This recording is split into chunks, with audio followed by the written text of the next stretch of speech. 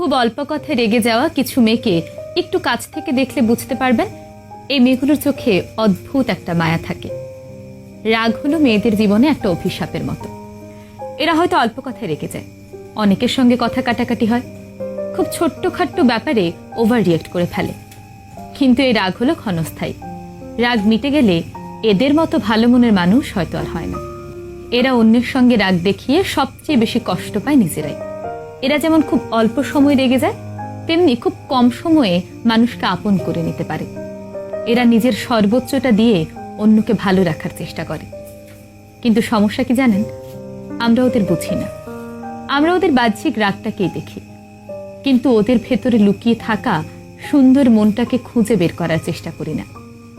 আমরা বাইরে থেকে ওদের রাগ দেখি, কিন্তু রাগের পেছনের সে কারণটা খুঁজি না। হ্যাঁ, ওরা একটু বদমেজাজি, কিন্তু খুব শান্ত হয়ে যদি ওদের লক্ষ্য করেন তাহলে বুঝবেন ওদের মনটা অনেকটা ফাঁকা মাঠের মতো, যেখানে অনেকেই এসে স্বস্তির নিঃশ্বাস ফেলতে পারে।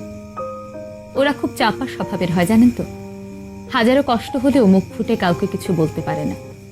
ওদের সেই কষ্টগুলো তাই দিনে দিনে জমতে জমতে পাহাড় সমান হয়। ওরা তখন চায় কেউ ওদের আগলে রাখুক, খুব আদর ভালোবাসায় রাখুক, ওদের মতো করে মানিয়ে নিক।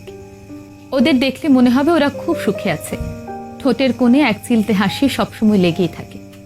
কিন্তু জানেন তো, মনের মধ্যে একটা না বলা কথার যন্ত্রণা থেকেই যায়। ওদের যদি একটু কাছ থেকে ভালোবেসে দেখেন তাহলে দেখবেন ওরা